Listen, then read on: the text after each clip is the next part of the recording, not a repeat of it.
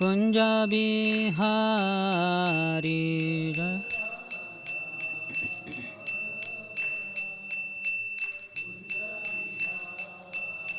जय गोपी जना वल्लभ गिरिवरधारी जय।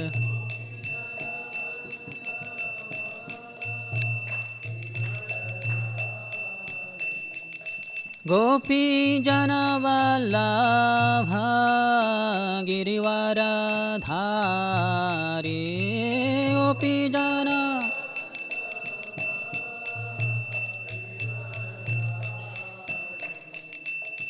यशोदानंदन ब्रज जनरंजन यशोदा यशोदानंदन ब्रज जनरंजन यशोदा। यमुना तीरा वनचारी यमुना यमुना तीरा वनचारी।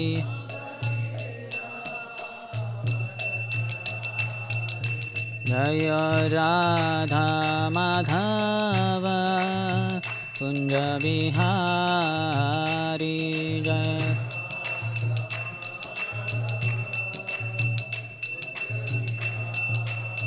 जय राधा माधव कुंज बिहारी जय राधा।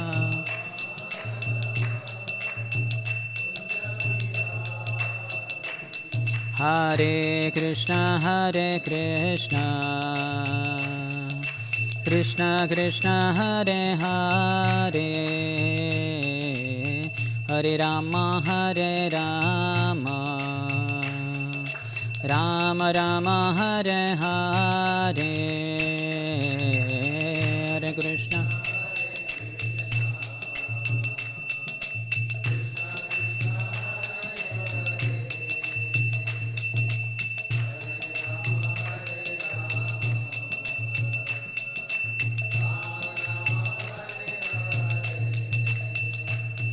हरे कृष्ण कृष्ण कृष्ण हरे हरे हरे राम राम राम हरे हरे हरे कृष्ण। जोर से गाइए। Krishna Krishna Hare Hare Hare Ram Hare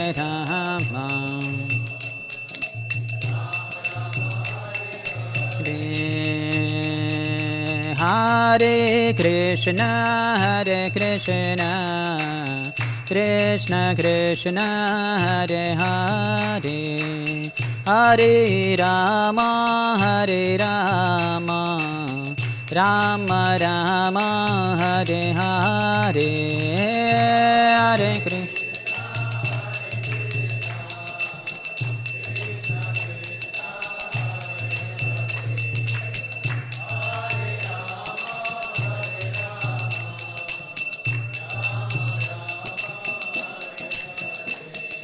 Hare Krishna Krishna Krishna Hare Hare Hare Ram Ram Ram Hare Hare Hare Krishna.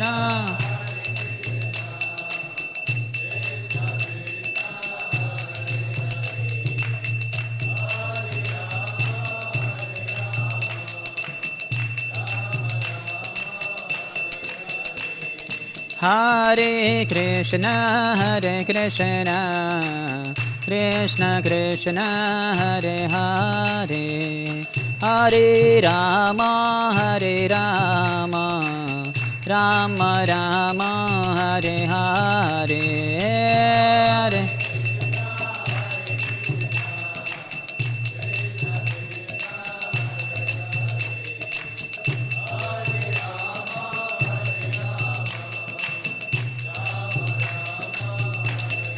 Hare Krishna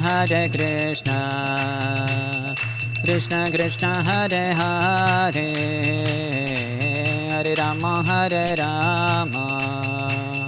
Rama Rama Hare Hare Hare Krishna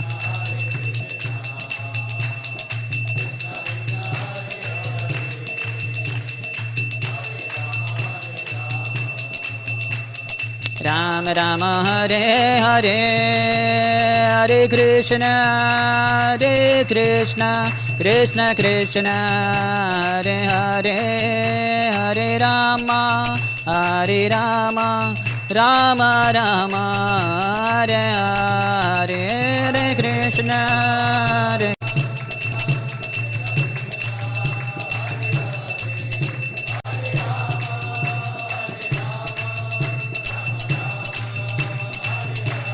Jaya Gauranitai Jaya Gauranitai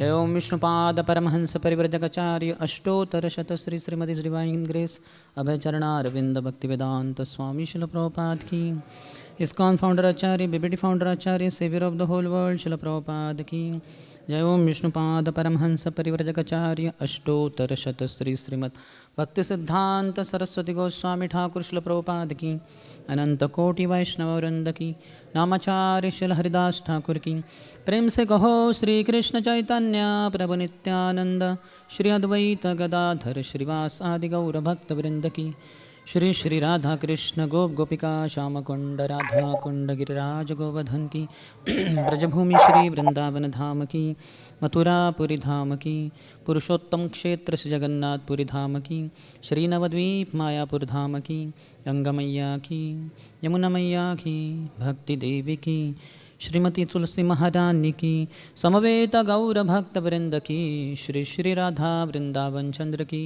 Shri Shri Jagannath Baldev Subhadra मैया की श्री श्री गौरनिताय की ग्रंथराज श्रीमद्भागवतम की निताय गौर प्रेमानंदे all glories to the assembled devotees all glories to the assembled devotees all glories to the assembled devotees all glories all glories to Shri Guru and Shri Gauranga Namam Vishnu Padaya Krishna Prishthaya Bhutale Shrimate Bhakti Vedanta Swami Niti Namine Namaste Saraswati Deve Gauravani Pracharine Nirvishesha Shunyavadi Paschatya Deshatarine Om Namo Bhagavate Vasudevaya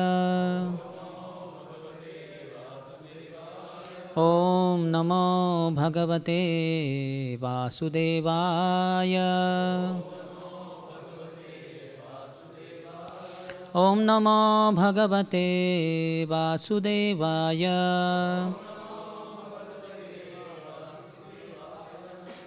हम पढ़ रहे हैं श्रीमद् भागवतम स्कंद 7 अध्याय 3 जिसका शीर्षक है हिरण्यकश्यपु की अमर बनने की योजना श्लोक संख्या 34 दोहराइए अनंताव्यक्तरूपेण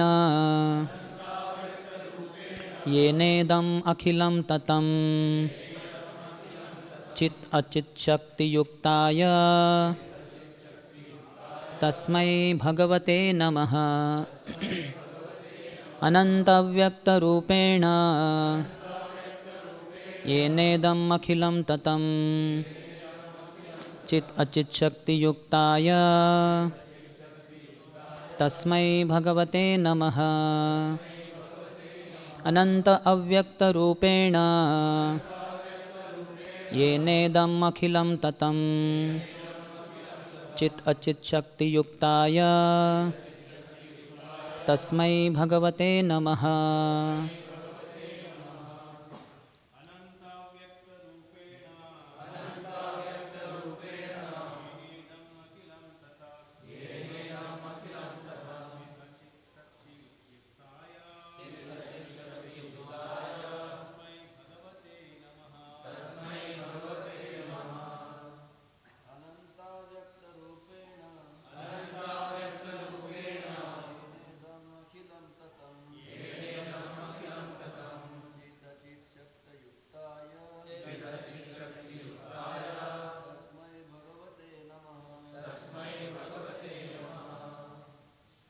माताएं।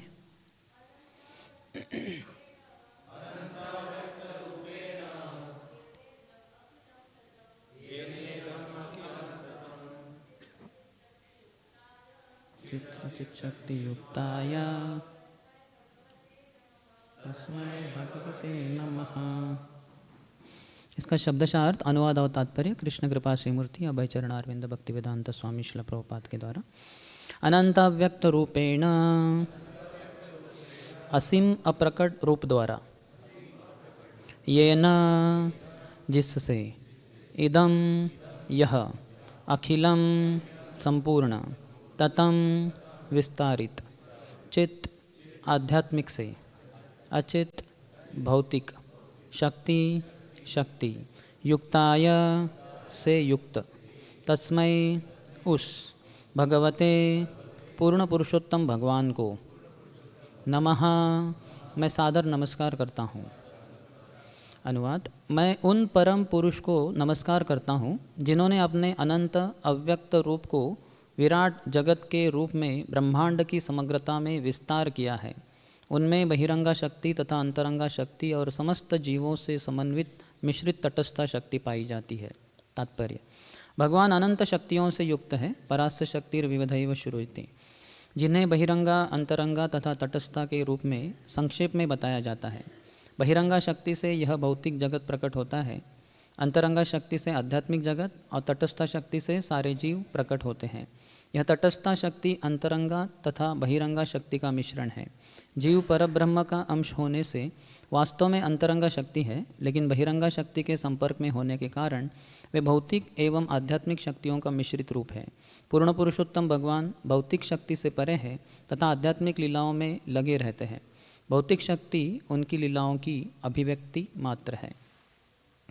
ओम ज्ञानतिमिरन्धस्य ज्ञानाञ्जनशलाकया चक्षुरोन्मिलितं येन तस्मै श्रीगुरवे नमः। श्रीचैतन्यमनोभीष्टं स्थापितं येन भूतले स्वयं रूपः कदा मह्यं ददाति स्वपदान्तिकं। वन्देऽहं श्रीगुरोः श्रीयुतपदकमलं श्रीगुरून् वैष्णवांश्च श्रीरूपं साग्रजातं सहगणा रघुनाथान्वितं तं सजीवं साद्वैतं सावधूतं परिजनसहितं कृष्णचैतन्यदेवं श्रीराधा कृष्णपादान् सहगणा ललिता श्रीविशाखान्वितांश्च वाञ्छाकल्पतरुभ्यश्च कृपासिन्धुभ्य एव च पतितानां पावनेभ्यो वैष्णवेभ्यो नमो नमः। जय श्री कृष्ण चैतन्य प्रभु नित्यानंद, श्री अद्वैत गदाधर श्रीवास आदि गौरभक्तवृंद। हरे कृष्णा कृष्ण कृष्ण हरे हरे, हरे राम राम राम हरे हरे।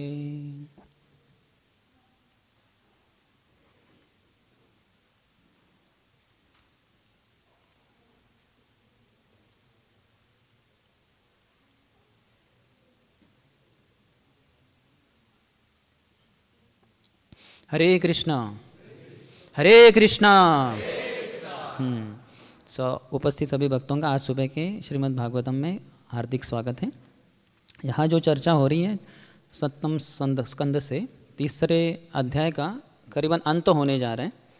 तो इसमें हिरण्यकश्यपु जो तपस्या किए और उनके सामने ब्रह्मा जी प्रकट हुए, उनके जो जर्जर शरीर हो गया था, जो कीड़ों द्वारा वगैरह खाया गया था, उसको उन्होंने अपने कमंडलों के दिव्य जल से सिंचित कर फिर से पुनर्स्थापित कर दिया। वो स्वर्ण रंग का बन गया, बहुत शक्तिशाली बन गया और अभी वो ब्रह्मा जी का गुणगान कर रहे हैं। इसका यहाँ वर्णन हो रहा है। तो ये 27 से 34 में हिरण्यकश्यपु ब्रह्मा जी का गुणगान कर रहे हैं, तो इसका हम वर्णन सुन रहे हैं। तो इसमें बताया उन्होंने भगवान जो कृष्ण के लिए जो सब कुछ लागू होना चाहिए वो सब क्रिया विशेषण वो यहाँ ब्रह्मा जी को लागू कर रहे हैं, ब्रह्मा जी को बोल रहे हैं, ब्रह्मा जी का गुणगान कर रहे हैं, तो एक तरीके से अज्ञानी है। तो कह रहे हैं कि थोड़ा इंग्लिश में भी पढ़ता हूँ मैं। You by your effulgence create, maintain and destroy the cosmos. आप आपके शक्ति के द्वारा आप सृजन करते हो, पालन करते हो और संहार करते हो। तो ये तो भगवान की सृष्टि है। जब हम जानते हैं कि ब्रह्मा जी तो सृजन कार्य में लगे रहते हैं और फिर विष्णु को नियुक्त करते हैं भगवान पालन के लिए, और शिव जी के द्वारा संहार करवाते हैं। भगवान खुद तो करते नहीं, लेकिन अपने इन सब एजेंट्स के द्वारा, शक्तियों के द्वारा करते हैं। लेकिन ये बोल रहे हैं, ब्रह्मा जी को भी बोल रहे हैं कि आप ही सृजन करते हो, पालन करते हो, विनाश भी करते हो। फिर आगे 28 से 33 में वो कहते हैं करीबन 22, इसमें एक जैसे हमने पहला देखा, तो अभी दूसरा वो क्या कहता है, you are the original personality. आप मूल पुरुष हो। वो मूल पुरुष है ही नहीं। गोविंदम आदि पुरुषम तम अहम भजामी। गोविंद सर्वप्रथम है, फिर उनसे बलराम जी आते हैं, फिर वासुदेव, संकर्षण, प्रद्युम्न, अनिरुद्ध। संकर्षण से आते हैं नारायण, फिर से आते हैं वासुदेव, संकर्षण, प्रद्युम्न, अनिरुद्ध। दूसरे संकर्षण से आते हैं महाविष्णु, उनसे आते हैं गर्भोदक्ष विष्णु, उनसे आते हैं शिरोदक्ष विष्णु। फिर ब्रह्मा जी इत्यादि की निर्मिति गर्भोदक्ष विष्णु अपने नाभि से कमल के ऊपर करते हैं। तो वो कह रहे कि आप ही मूल पुरुष हो। यू आर कॉग्निजेंट, आप सर्वज्ञ हो, सब कुछ जानते हो। वो सब कुछ नहीं जानते ब्रह्मा जी, इसलिए तो फिर भगवान की भी तो उन्होंने परीक्षा ली यानी उनको लगा कि ये कैसे क्या भगवान हो सकता है, 5 साल का बच्चा, और इसने अघासुर जैसे राक्षस को मारा। ये तो कदापि संभव नहीं, क्योंकि अघ यानी वो पाप से भरा हुआ था। वो जब समुद्र के किनारे घूम रहा था, यह अघासुर बहुत बड़ा शक्तिशाली राक्षस था। ये अपनी जीवा को बार बार बाहर निकाल के, क्योंकि जीवा इसकी 2 होती है ना, और बहुत फुटकार रहा था वो। ये देखकर कंस जो वहाँ गया तो उसने उसको ललकारा, और उसका बड़ा घमासान युद्ध होता है दोनों का समुद्र के किनारे ही। और अंततः गत्वा बहुत घमासान उनका युद्ध होने के बाद वो अघासुर भी कंस को पीटता है, कंस भी अघासुर को पीटता है। अंततः गत्वा उसको ज़मीन पे पटक के, उसका पूरा शक्तिहीन करके उसको अपने गले में डालता है, और फिर मौज से चलता है। कंस बोलता है अभी तू मेरा दास नौकर बन गया, चल जो मैं बोलता हूँ वही करना होगा तुझे।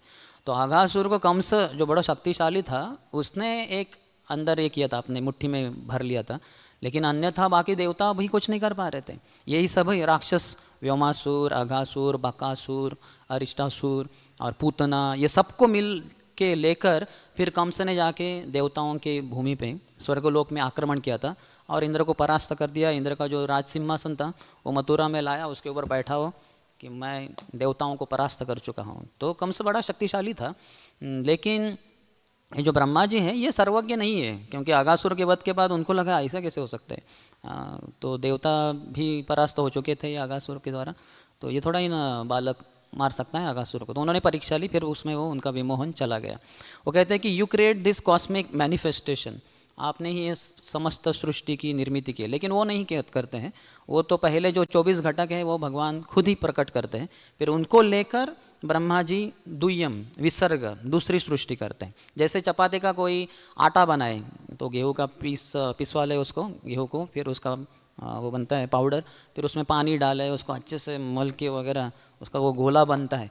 फिर बाद में ये जैसे ये भगवान ने किया है, ये चपाती का आटा बनाया, फिर बाद में ब्रह्मा जी ने जैसे उसमें से गोले निकाल के उसको रोलिंग करके फिर उसको चपाती सेक के वगैरह थोड़ा घी वगैरह लगा दिया।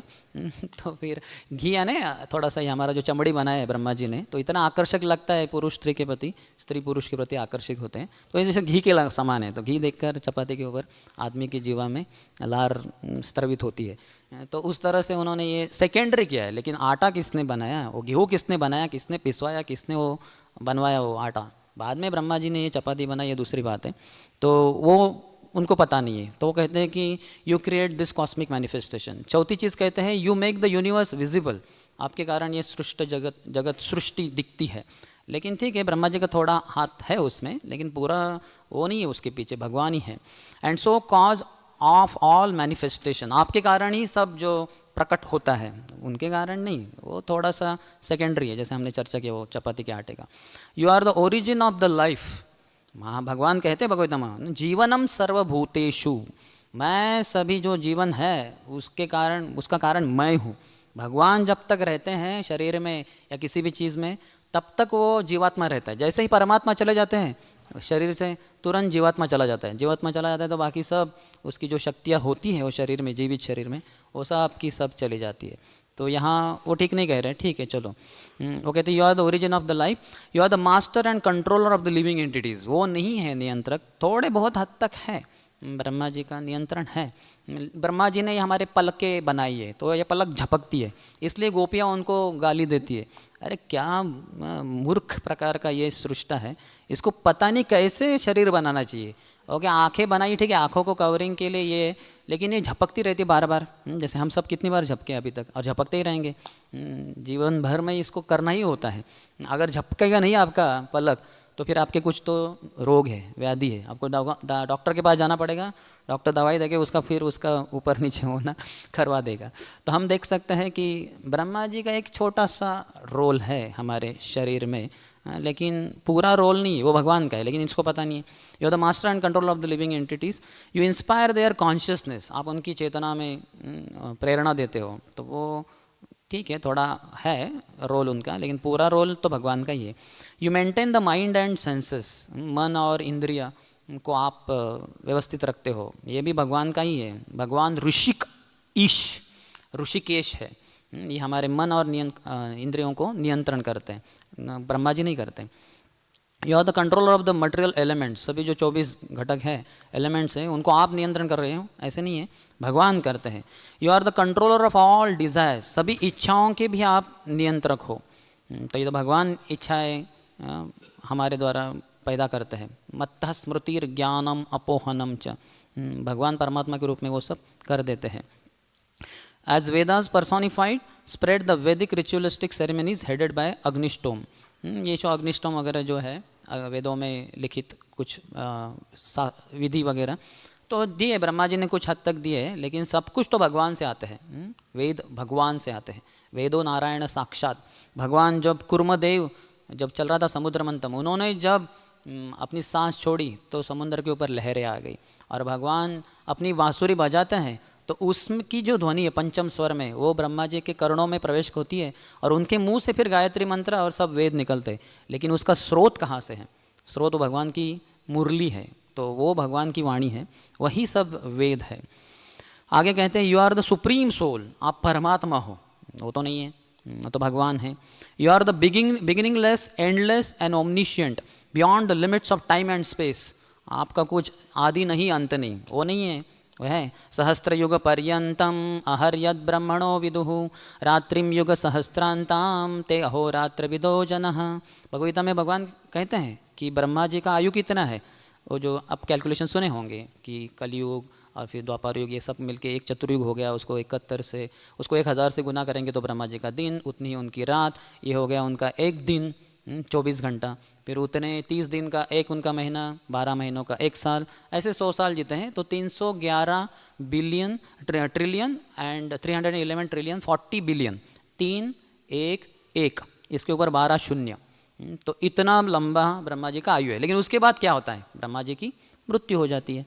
तो ऐसा नहीं कि आप बिगिनिंगलेस हो, लेकिन वो कह रहे हैं beginningless, endless and omniscient, beyond the limits of time and space, you are eternally awake, आप हमेशा सचेत रहते हो। नहीं, कभी कभी ब्रह्मा जी की झपकी लगती है तो मत्स्यावतार हो जाते हैं। हमारे जीव गोस्वामी वगैरह आचार्य कहते हैं कि कैसे मत्स्यावतार के हजारों एक प्रकार से मैनिफेस्टेशन हुए, क्योंकि थोड़ी झपकी लगती है ब्रह्मा जी को, तो फिर मत्स्यावतार आ जाते हैं।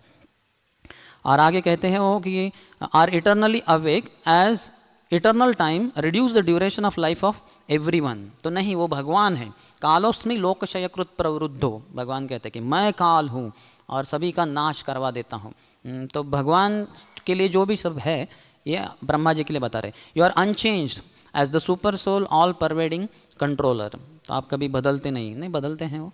There is nothing separate from you, आपसे कोई भिन्न नहीं है, नहीं, वैसे नहीं है। The knowledge derived from the Vedic literatures form your external body, आपसे जो ज्ञान आता है वैदिक ज्ञान वगैरह, वो आपका शरीर है, तो वो इंटेलिजेंस का शरीर है ब्रह्मा जी का ज़्यादातर। You are Hiranyagarbha, the reservoir of the universe, आप ही हिरण्यगर्भ हो, ये ब्रह्मांड के आप पूरा आपके अंदर है वो। But transcendental to material world, आप भौतिक संसार के परे हो। नहीं, हमारे आचार्य बताते हैं कि वो रजोगुण को इस्तेमाल करके सृष्टि करते हैं और रजोगुण के अंतर्गत भी हो जाते हैं ब्रह्मा जी काफ़ी बार। but transcendental to material world. Expand your universal form, appear to test the material world. आप आते हो इस संसार को भोग करने के लिए, इसका रुचि लेने के लिए. You are Brahman, the super soul, the oldest, the personality of Godhead. तो जो भी भगवान को बोलना चाहिए ये सब ब्रह्मा जी को बोल रहे. और अभी ये जो 34वां श्लोक है, ये 33 तक हो गया.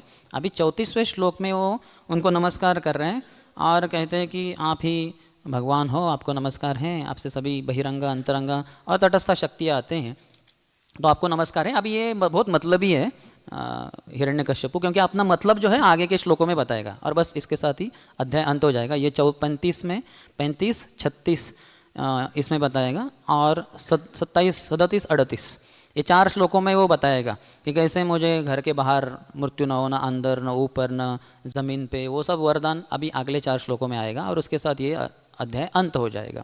और फिर उसके बाद हम देखते हैं कि कैसे वो Hiranyakashipu terrorises the whole universe, पूरे सबसे संसार का सबसे बड़ा आतंकवादी.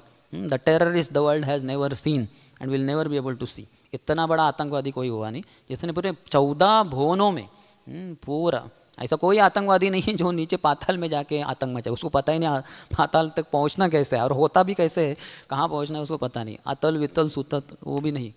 तो ऐसा कोई भी आतंकवादी नहीं जैसे हिरण्यकश्यपु हुआ. लेकिन ये देख सकते हैं हम कि कैसे ये यहाँ अपना अज्ञान प्रदर्शित कर रहे हैं. लेकिन ठीक है, जो भगवान के लिए जो है वो सब बता रहे हैं. तो अभी भगवान के बारे में हम चर्चा करेंगे. यहाँ जो बता रहे हैं ये कि आपसे ही, भगवान से ही सब शक्तियाँ आती है.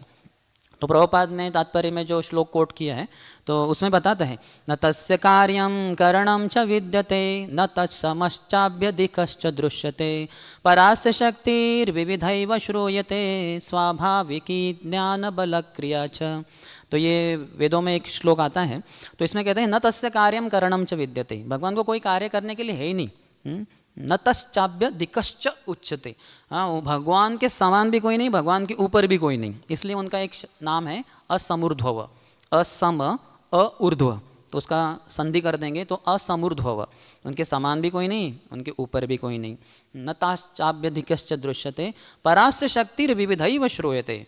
जो भगवान है इनकी बहुत अनंत शक्तियाँ है, इतनी शक्तियाँ है इनका नाम भी गिनना हमारे लिए एक तरीके से मुश्किल है. स्वाभाविकी ज्ञान बल क्रिया च, स्वभाव से ही ऐसा आराम से ही ज्ञान बल क्रिया, ये जो भगवान की अनंत शक्तियाँ है उनमें से ऐसे 1 2 3 4 को 5 6 को 7 8 10 15 20 को ऐसे ही लगा देते हो. जो ज़रूरत है उसको, भगवान की इच्छा से भी वो कार्य करती है.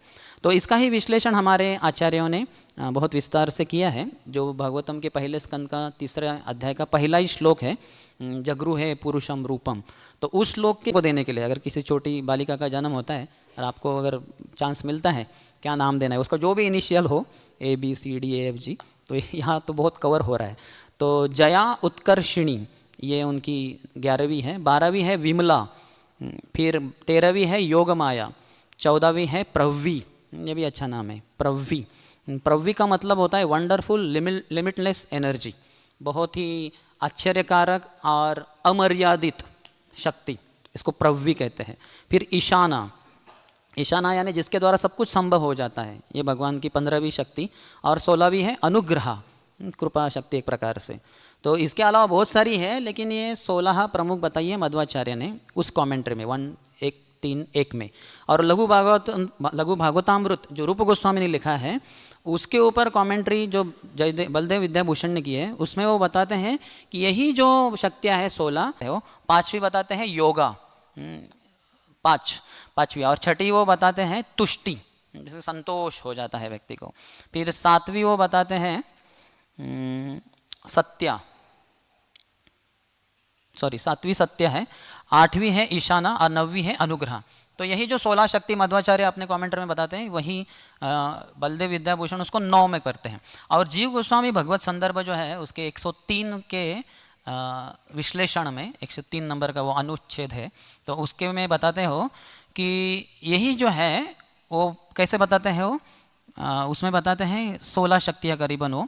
तो वो बताते हैं उसमें पहली है विमला, दूसरी है जया उत्कर्षिणी, तीसरी वो बताते हैं ज्ञाना अज्ञाना. तो ज्ञाना अज्ञाना 2 प्रकार से बताया जाता है. तो एक है ज्ञान भगवान के बारे में, दूसरा है अज्ञान. तो अज्ञान भी ज़रूरत होता है गोलोक वृंदावन में कि भगवान पूर्ण पुरुषोत्तम भगवान है, सभी संसार को चलाने वाले, भौतिक आध्यात्मिक संसार के रचयिता, ये सब ज्ञान नहीं होना चाहिए गोलोक में या माता यशोदा के साथ, नहीं तो वो सलाम मारेगी कि अरे परमेश्वर, जीओडी, जनरेटर, ऑपरेटर, डिस्ट्रॉयर, ऐसे करके माता यशोदा सलाम मारती रहेगी कृष्ण को, तो वो नहीं चाहिए। वो वात्सल्य रस में भगवान को आपने, ये तो मेरा लाला है, मेरे बिना ये जी नहीं सकता, मेरे ही कारण इसका पोषण होता है, मैं माँ हूँ भाई, उससे बढ़कर हूँ। ये जो लालन का भाव है जो वात्सल्य रस में स्वाभाविक होता है, उसमें बहुत बाधा आ जाएगी अगर माता यशोदा को ये ज्ञान रहेगा कि ये पूर्ण पुरुषोत्तम सृष्टि रचयिता इत्यादि है। तो इसलिए अज्ञान, ये एक इसका विश्लेषण बताते हैं जीव गोस्वामी। दूसरा विश्लेषण बताते हैं ज्ञान यानी ज्ञान, अज्ञान यानी वो बताते हैं ग्रेट नॉलेज, और वो है शुद्ध भक्ति, शुद्ध भक्ति, भक्ति में सेवा। तो वही एक प्रकार से उसका विश्लेषण है। तो ये तीसरी बताते हैं वो, और फिर चौथी वो बताते हैं कांति, पांचवी बताते हैं कीर्ति। तो भगवान का कीर्ति सब जगह पर होता है। यम ब्रह्मा वरुणेन्द्र रुद्र मरुतय स्तुन्वन्ति दिव्यैस्तवै वेदे सांग पदक्रम उपनिषदैर गायन्ति यम सामगा ध्यानावस्थित तद्गतेन मनसा पश्यन्ति यम योगिनो यस्यांतं न विदुसुरसुरगणा देवाय तस्मै नमः।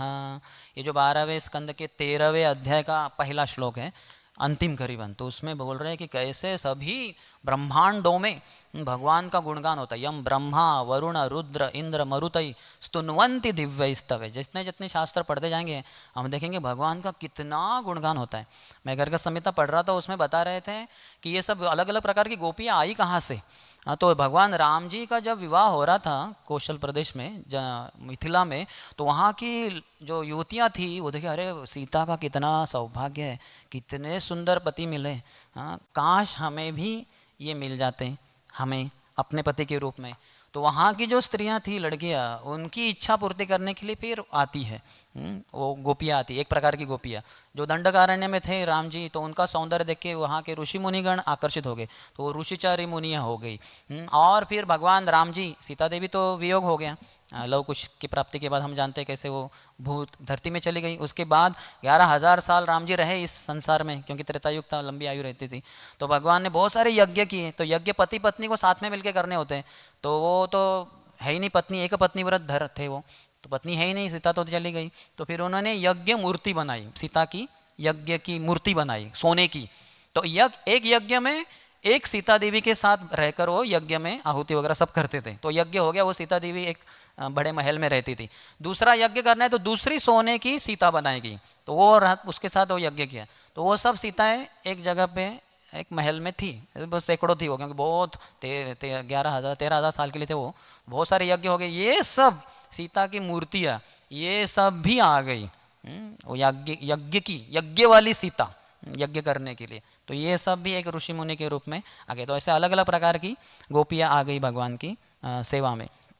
तो ईला है, जय है, विद्या अविद्या, माया, संवित, संदिनी, लादिनी, भक्ति, मूर्ति, ये जीव गोस्वामी भगवत संदर्भ में कुछ बताते हैं।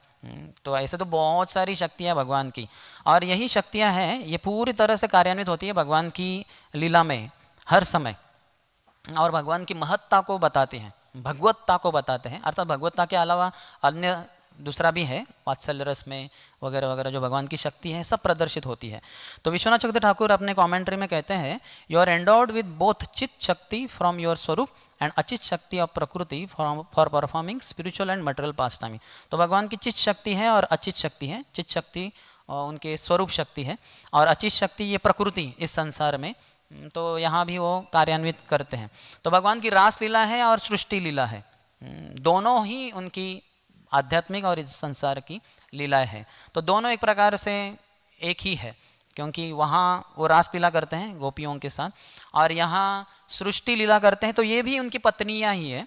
जो महत तत्व है उसमें जैसे है कि पत्नी सोई है, प्रभुपाद या विश्वनाथ चक्रवर्ती ठाकुर बहुत ही रसिक आचार्य है, वो कहते हैं कि अगर पत्नी सोई है तो पति उसका भोग करना चाहे तो नहीं कर सकता, क्योंकि वो सोई है, तो उसको उठाना होगा।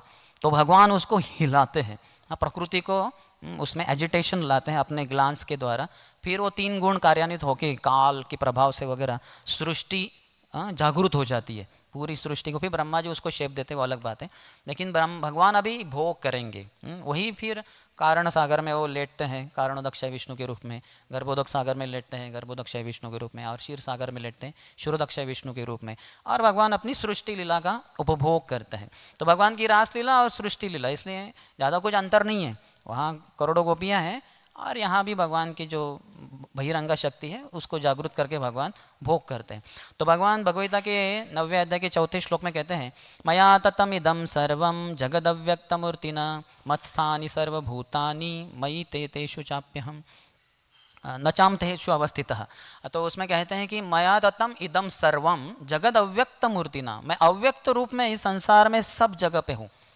जो यहाँ हिरण्यकशिपु बोल रहे हैं ब्रह्मा को, तो ब्रह्मा जी के लिए लागू नहीं होता, वो भगवान कृष्ण बोल रहे हैं कि मैं संसार में सब जगह पे व्याप्त हूँ, लेकिन किस रूप में? अव्यक्त रूपिणा। मया ततम इदम सर्वम जगत अव्यक्त रूपिणा, अव्यक्त रूप में, जैसे दिखते नहीं भगवान, लेकिन भगवान की सब शक्तियाँ यहाँ कार्यान्वित है। इस संसार में भौतिक शक्ति है, बहिरंगा शक्ति, तो उसके भी बहुत सारे प्रकार है। भूमिरापो अनलो वायु खम मनो बुद्धिरे बच अहंकार इति यम में भिन्ना प्रकृतिरष्टधा। तो शक्ति, जैसे अभी पृथ्वी है, पृथ्वी के कारण हम सबको स्टेबिलिटी, स्थिरता आती है। हम कहेंगे कि हम बहुत स्थिर है, क्या स्थिर है हम? अगर थोड़ा अगर भूचाल आ गया, भूकंप आ गया, तो हम तो हिल ही जाएंगे। हमारा घर जो हमने बड़े मेहनत से बनाया है, जो 20-25 साल के लिए टिकने वाला है, कभी गिरने वाला नहीं, वो ऐसे ही पत्ते जैसे गिरते हैं। हाँ, जो बच्चे कार्ड्स बनाते हैं ना, कार्ड्स का प्लेइंग कार्ड्स होते हैं वो, तो उनका बनाते हैं, वो जैसे हवा का झोंका आ गया, धड़ धड़ धड़ करके सब नीचे गिर जाते हैं, वैसे हमारा घर गिर जाएगा। और कितने सारे लोग मारे जाते हैं। तो और जल राशि भी, लोग स्विमिंग वगैरह करते हैं, लेकिन वही अगर सुनामी आ जाए तो स्विमिंग करने वाला भी पूरा उसका नाश हो जाएगा। भूमिर आपो अनलो, जो हवा बहती है वही थोड़ा ज़्यादा बहने लग गई तो बस समस्या आ जाता है, टोर्नेडो वगैरह आ जाते हैं, तो लोग मारे जाते हैं। आपो अनलो वायु, और अग्नि भी है, और फिर खम है। जैसे अभी आकाश है यहाँ इस मंदिर में और पूरे संसार में आकाश है, तो भगवान कहते हैं शब्द खे, जो ख यानी जो आकाश है, ख ग, जो आसमान में उड़ने वाले पंछी हैं उनको खग कहते हैं, क्योंकि आसमान में जाते हैं वो।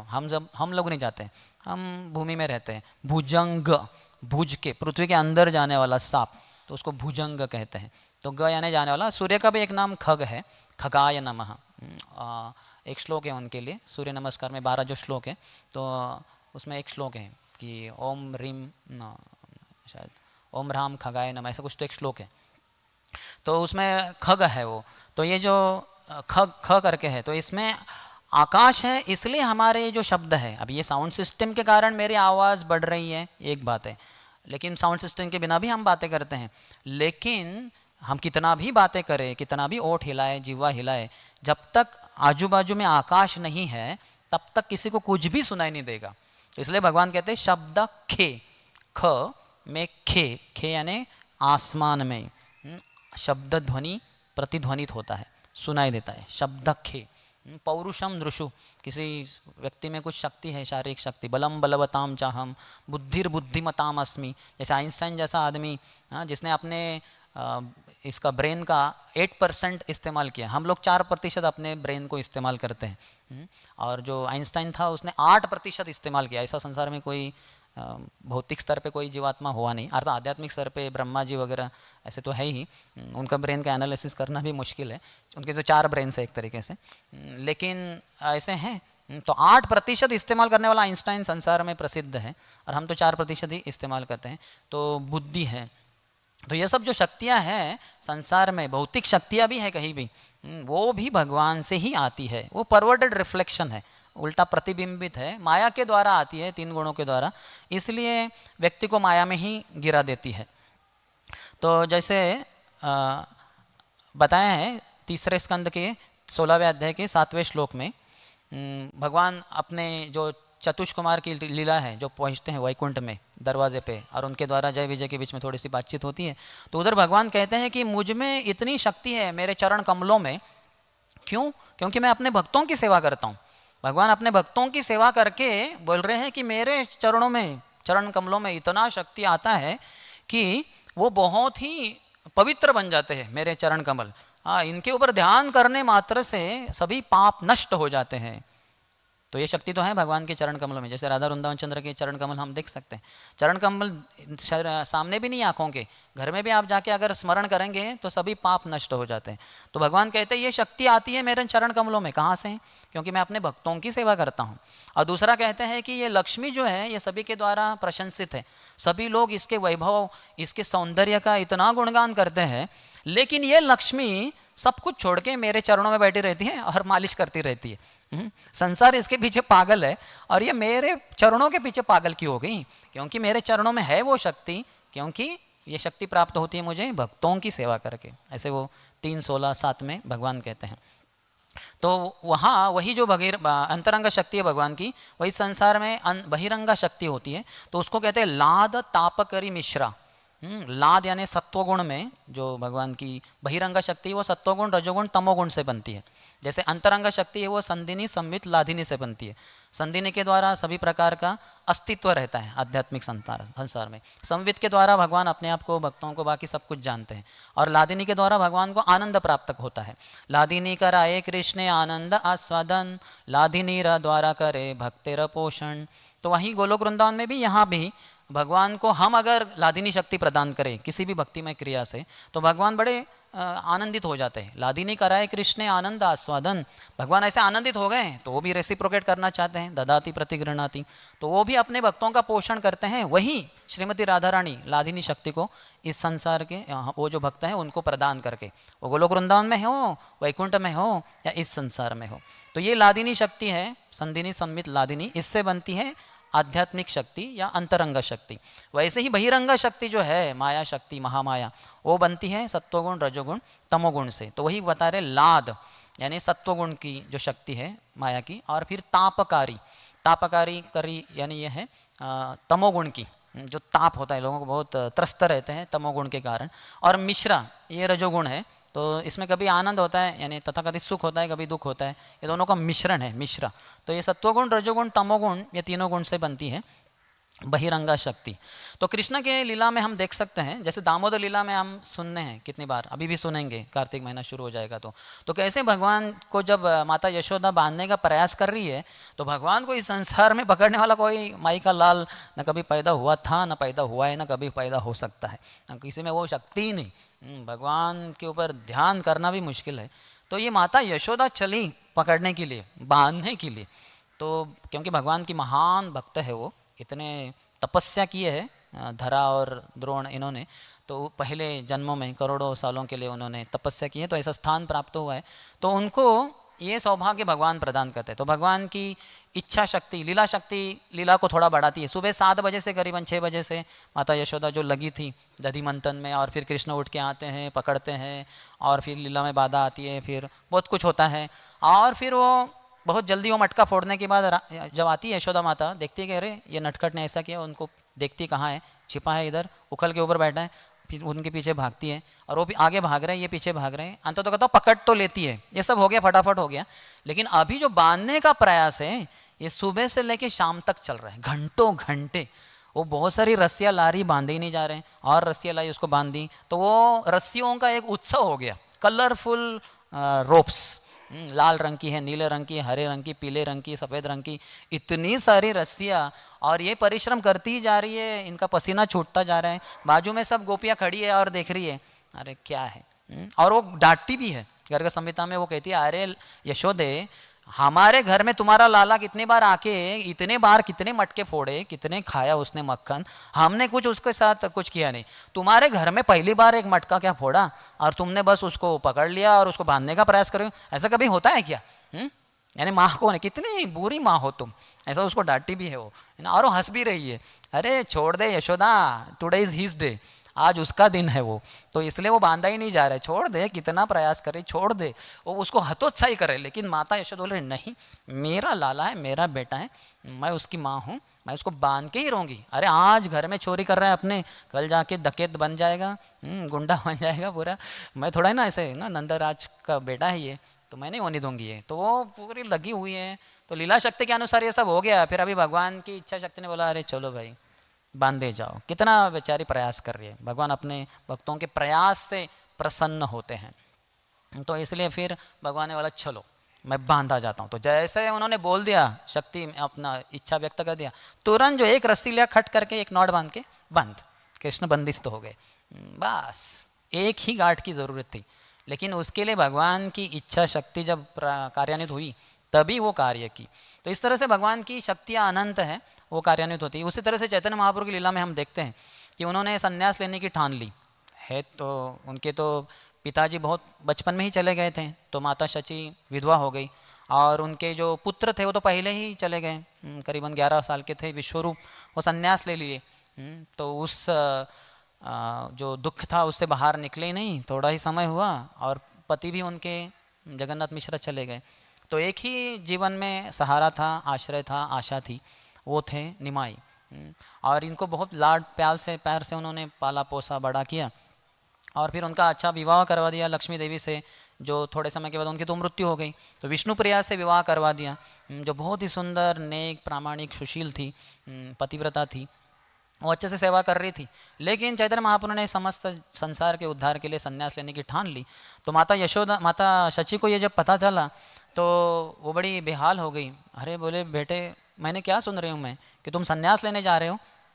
तो चैतन्य महाप्रभु उनको समझाते हैं कि माता चिंता मत करो, तुम्हारा और मेरा संबंध शाश्वत है। ऐसा मत सोचो कि ना जैसे संन्यास ले लूँगा तुम्हारा मेरा संबंध संपर्क टूट जाएगा। नहीं, जब मैं राम के रूप में आया था तो तू ही मेरी माता कौशल्या थी, जब मैं कृष्ण के रूप में आया था तो तू ही देवकी थी, जब मैं कपिल के रूप में आया था तू ही देवती थी, जब मैं वामन देव के रूप में आया था तुम ही अदिति थी, और जब मैं अर्चा विग्रहों के रूप में आता हूँ तू ही मेरी माता धरणी होती है। मोरा अर्चा मूर्ति माता तुम्ही से धरणी, जीवा रूपा तुम्ही माता ना मेरा जननी। और जब मैं हरिनाम के रूप में आता हूँ, हरे कृष्णा कृष्णा कृष्णा हरे हरे, हरे राम राम राम हरे हरे, तो ये हरिनाम को पैदा करने वाली जननी माता कौन है? तो हमारी जिह्वा है। जिह्वा रूपा तुम्ही माता ना मेरा जननी। कितना सौभाग्य हमारा कि हमारे मुंह में ही भगवान की माता जगन माता बैठी हुई है, इस टंग के रूप में, इस जीवा के रूप में। मानव में वो विशेषता है, मानव में सबकी तो जीवा होती है, सब जानवरों की, कुत्ते की होती है, गाय की, बैल की, घोड़े की, सबकी होती है, लेकिन उनके जीवा में वो शक्ति नहीं। मानवों की जीवा में शक्ति है कि हरि नाम वो ले सके। तो फिर चैतन्य महाप्रभु ने माता को समझाया और कहा कि चिंता मत करो करके। तो उसी शाम को, मकर संक्रांति की शाम को, चैतन्य महाप्रभु जब संन्यास लेने जा रहे थे तो उनकी ही इच्छा से सभी जो नवद्वीप के भगवान के भक्त थे वो सब उनको मिलने के लिए एक एक करके आ गए घर में। कभी कभार आते थे, इतना नहीं, ज़्यादातर होता था अद्वैत आचार्य के घर में, और उससे भी ज़्यादा श्रीवास आंगन में वो मिलते थे साथ में। सुबह सुबह भक्त जाते थे, फूल चुनते थे वहाँ से अपने घर के अर्चा विग्रहों की सेवा के लिए। और इसके अलावा रात में संकीर्तन होता था, दिन में महाप्रभु के साथ नवद्वीप में जाते थे, ये सब होता था। महाप्रभु के घर में कभी कभार आते थे। लेकिन इस शाम को जब भगवान की शक्ति ने इस प्रकार से प्रेरणा दी सभी भक्तों को कि सभी भक्त एक एक करके आते गए, मिलते गए, और अंततोगतो आए श्रीधर कोलावेच, जिन जो केले के सब पत्ते बेचते थे, फूल फल सब बेचते थे, वो आए और उन्होंने केले नहीं लाए, वो तो उनके दुकान में जाके महाप्रभु रोज़ 2 घंटा उनके साथ शरारतें करते करते, बार्गेनिंग करके अंततोगतो चोरी करके लेके जाते थे, कुछ पैसे देते भी नहीं थे। लेकिन आज उन्होंने क्या लाया, एक क्या कहते हैं उसको, पंपकिन, एक कद्दू लाया, जो उनके घर के ऊपर एक लता ऐसी जाती थी। घर भी क्या था, उसमें सैकड़ों होल थे, छप्पर कम, रूफ कम और होल्स ज़्यादा, और उनके कपड़े में कपड़ा कम और होल्स ज़्यादा, छेद ज़्यादा होते थे। लेकिन भगवान की कृपा से एक लता जो बढ़ती थी उसके ऊपर एक कद्दू आया था, उन्होंने वो कद्दू को लाया और दिया कि हे निमाय, ये मेरी तरफ से तुम्हारे लिए एक भेंट। तो महाप्रभु बड़े प्रसन्न हुए, क्योंकि श्रीधर कोलावेच उनके बहुत ही प्रिय मित्र और भक्त हैं। तो भगवान ने उनका ये अंतिम स्वीकार किया, अंतिम भेंट, अंतिम भक्त की। और ये तो था, लेकिन घर तो गरीबी थी, कहाँ है दूध, कहाँ है शक्कर, कुछ नहीं। लेकिन भगवान की इच्छा से कोई तो दूध लेके आ गया, कोई एक शक्कर लेके आ गया। फिर माता शची ने बहुत अच्छे से उसका एक क्या कहते हैं, खीर बनाई कद्दू की, और फिर चैतन्य महाप्रभु उसी खीर को अंतिम उनका वो प्रसाद रहा, इसको ग्रहण किए, रात को सो गए। और फिर रात में विष्णु प्रिया सोई थी, और रातों रात किसी को न बताते हुए वो निकल गए वहाँ से, अपने घर से बाहर गए, अंधेरा था, नवद्वीप में, और गंगा की तरफ गए, दौड़ के गए वो, और वहाँ निर्दय घाट है, निदय घाट, तो वहाँ से उन्होंने छलांग लगाई गंगा में, और गंगा में तैरते तैरते उस तरफ पश्चिम की दिशा में चले गए, और 25 किलोमीटर दौड़ते दौड़ते दौड़ते कटवा में चले गए, और वहाँ केशव भारती से उन्होंने संन्यास ग्रहण किया। तो हम देख सकते हैं कि ये जो लीला है, या कोई भी लीला है महाप्रभु की, भगवान की, तो उसमें भगवान की अलग अलग शक्तियाँ कार्यान्वित होती है। भगवान को जो चाहिए वही होता है। जब आगे संन्यास लेकर जा तो रहते वृंदावन, लेकिन नित्याम प्रभु ने उनको फंसा दिया, और फिर अद्वैताचार्य उनको शांतिपुर अपने घर लेके आए। वहीं पे सची माता मिलने के लिए आ गई, पहली बार अपने पुत्र को देख रही है, जिनके सर के ऊपर कुछ बाल नहीं है, लेकिन फिर भी अर्थात सुंदर तो थे, गौर सुंदर तो गौर सुंदर ही है, लेकिन फिर भी बाल में जो सौंदर्य था मेरे निमाय का, वो बाल ही चले गए। और अभी गिरवे वस्त्र पहने हैं, ये क्या है, अभी मेरे साथ नहीं रहेगा, वृंदावन जाना चाहता है। तो माता सची ने कहा कि नहीं बेटे, वृंदावन बहुत दूर है, मुझे तुम्हारे बारे में कुछ वार्ता नहीं आएगी, तो बेहतर यह है कि तुम जगन्नाथपुरी को अपना हेडक्वार्टर, अपना प्रमुख स्थान बनाओ, वहीं पे रहो तुम। तो जगन्नाथपुरी और नवद्वीप ऐसे हैं, एक ही घर के दो कमरे हैं, भक्त आते जाते रहते हैं, पास में ही हैं। तुम भी कभी आओगे गंगा का दर्शन करने के लिए, स्नान करने के लिए, तो मुझसे मिलते रहोगे, तो तुम जगन्नाथपुरी ही अपना निवास स्थान बनाना। तो महाप्रभु कहते हैं, माता मेरा तो ये पूरा शरीर तुम्हारे कारण आया है, तुम बोलो तो मैं वापस आ जाऊं, किसी पागलपन के कारण मैं पता नहीं क्या हो गया, मैंने संन्यास ले लिया, अभी तुम बोलो तो घर वापस आ जाऊं। उनको पता था कि माता सची हमारे ब्रह्मचारियों की माँ के समान नहीं है। बोले हाँ हाँ बेटे आ जाओ वापस। वही तो कह रही थी कितना पागलपन हो गया था ये इस्कॉन के भक्तों के साथ, इन्होंने तुम्हें पट्टी पढ़ा दी, तुम्हारा सर घुमा दिया, इतने सालों से पागल हो गए थे तू, और अभी तो ब्रह्मचारी बन गया। हाँ आजा आजा घर में, तुरंत बाल तो तेरे उग जाएंगे, लड़की को हम तुरंत ला देंगे, और विवाह का सब, और घर वगैरह ऑलरेडी 3 BHK तुम्हारे लिए खरीद के रखा है, सब हो जाएगा चिंता मत करो, बस आ जाओ। तो वो तो ऐसी वाली माँ थी नहीं, जगन माता है वो, कौशल्या है, वो दैकी है, तो उनको पता था क्या उत्तर आने वाला, और अर्थात भगवान की ही शक्तियाँ कार्यान्वित है। तो बोले नहीं नहीं बेटे, तो अगर घर में रहेगा सन्यासी के रूप में, संसार के लोग थू थू करेंगे, वो उचित नहीं है, तो मैं नहीं चाहती कि तुम घर में रहो। नहीं नहीं रहो, पर लेकिन जगन्नाथपुरी में रहो तुम। बोले ठीक है माँ, तुम चाहती हो जगन्नाथपुरी, ठीक है जगन्नाथपुरी, लेकिन महाप्रभु की इच्छा है जगन्नाथपुरी में ही रहना है। इसके लिए बहुत सारे अन्य कारण भी हैं, लेकिन वो विरह क्षेत्र है। वृंदावन में वृंदावनम परित्यज्य वन पदम एकम न गच्छति, भगवान कभी वृंदावन से एक पद जाते ही नहीं बाहर, तो वृंदावन में रहेंगे तो वो आस्वादन नहीं कर पाएंगे, वो विरह जो राधा रानी को कृष्ण के विरह में होता है, वो जगन्नाथपुर ही श्रेष्ठ स्थान है। उसमें भी द्विगुणित विरह स्थान है अलारनाथ। जब जगन्नाथ अनावसर जो हो जाता है स्नान यात्रा के बाद 15 दिन के लिए नहीं देते दर्शन, तो उसमें इतना विरह जगन्नाथ से महाप्रभु को रहा ही नहीं जाता, यहाँ पे रहूँगा तो मैं न मर जाऊँगा, तो इससे अच्छा मैं चला जाता हूँ। अलारनाथ जाते थे 25 किलोमीटर दूर, और वही समुद्र के किनारे अलारनाथ भगवान जनार्दन की सेवा करते थे, और उनको अच्छा लगता था। 15 दिन में, उसके बाद जब रथ यात्रा के पहले वो नेत्रोत्सव के समय वापस आ जाते थे। तो महाप्रभु की इच्छा थी जगन्नाथपुरी में ही रहना है। और जैसे यमुना का सौभाग्य रहा, कृष्ण उनके पानी में इतना सारे जल क्रीड़ा किए, तो गंगा देवी व्यथित थी कि अरे भगवान आप तो, मुझे वो सौभाग्य नहीं प्राप्त हुआ, ये तो यमुना को प्राप्त हुआ। भगवान बोले नहीं चिंता मत करो, कलयुग में जब आऊँगा ना तो मैं नवद्वीप में ही प्रकट होऊंगा, और फिर तुम्हारे ही पानी में बहुत सारी जल क्रीड़ा करूँगा। तो गंगा को भी उन्होंने समाधान करवा दिया। लेकिन समुद्र कहे अरे मैं तो नदियों का पति हूँ, तो इनको आपने सौभाग्य दिया, लेकिन मुझे सौभाग्य नहीं। बोले चिंता मत करो भाई, 24 साल की उम्र में ही मैं संन्यास ले लूँगा, और जगन्नाथपुरी में निवास स्थान बना के रोज़ तुम्हारे पानी में मैं स्नान करूँगा। दिन का एक बात तो फिक्स्ड है, दोपहर का, चिंता मत करो। तो समुद्र बोले ठीक है भाई, थैंक यू। तो इस तरह से हम देख सकते हैं कितने सारे भक्तों की कितनी सारी इच्छाएं हैं, तो वो सबको भगवान ऐसे करवा देते हैं। वो इतनी समस्त शक्ति, हम तो उनकी शक्तियों को गिन नहीं सकते, वो कैसे कार्यान्वित होती है ये समझना भी हमारे लिए बहुत मुश्किल है। लेकिन हमारे लिए भौतिक संसार में हम देखते हैं भगवान की बहिरंगा शक्ति 3 गुणों के द्वारा कैसे भौतिकवादी लोग प्रकट करते हैं। कि कोई बहुत बुद्धिमान लोग रहते हैं, कोई बहुत सुंदर लोग रहते हैं, कोई बहुत पैसे वाले, धन, ये सब शक्तियाँ हैं। आर्थिक शक्ति होती है, किसी की शारीरिक शक्ति, फिजिकल, ये किसी का रूप की शक्ति होती है, इतना सौंदर्य होता है, लोग आकर्षित हो जाते हैं। मिस्टर यूनिवर्स या जो भी है, मिस यूनिवर्स, इतनी सारी उनका सौंदर्य वगैरह है। या फिर इसका बहुत गुणगान भी करते हैं, जो फिल्म्स वगैरह रहते हैं, गाने वगैरह रहते हैं, तो किसी स्त्री की आँखों का गुणगान किया जाएगा, उसके ओठों का, उसके गाल का, उसके चेहरे का, उसके शरीर का, उसके बालों का। एक एक गाने आएंगे वो बालों के ऊपर, या फिर जो भी अलग अलग तरीके से आप सब जानते हैं, अभी मत देखिए, लेकिन पहले का जो बैकलॉग है ना, बैगेज है जिसको लेके आए हैं इस्कॉन में, तो इसका बहुत सौंदर्य का गुणगान किया जाता है, पुरुष का, स्त्री का। लेकिन हम देखा जाए तो ये सब बहिरंगा शक्ति है भगवान की। जो भक्त हैं वो जानते हैं और वो बहिरंगा शक्ति में नहीं रहते, तो उससे आकर्षित नहीं होते। तो इस संसार में वो कहते हैं कि behind every successful man there is hand of a woman. हर किसी एक यशस्वी पुरुष के पीछे एक स्त्री का हाथ रहता है। वो स्त्री उसको बहुत प्रेरणादायी रहती है। कोई भी हो, माँ हो सकती है शुरुआत बच्चों के जीवन में, बाद में हो सकता है बड़ी बहन, छोटी बहन हो सकती है, या फिर बाद में जाके विवाह के बाद पत्नी हो सकती है। हो सकता है किसी को अपनी पुत्री भी एक इतना प्रेरणा प्रदान करे कि वो बहुत कार्यान्वित होता है, उसके दहेज के लिए अपना खून पसीना एक कर देता है, इत्यादि इत्यादि। तो एक बार एक प्रश्न पूछा था परम पूज्य राधानाथ स्वामी महाराज को, ऐसे कहते हैं तो क्या ये ब्रह्मचारियों के लिए और सन्यासियों के लिए भी सत्य है कि उनके पीछे, उनके इतने यशस्वी रहते हैं ब्रह्मचारी सन्यासी, क्या उनके पीछे भी किसी स्त्री का हाथ है? तो बहुत चेकमेटिंग वाला जैसे क्वेश्चन था। महाराज ने कहा हाँ, ब्रह्मचारियों और सन्यासियों के यश के पीछे भी एक स्त्री का हाथ होता है। वो कौन है?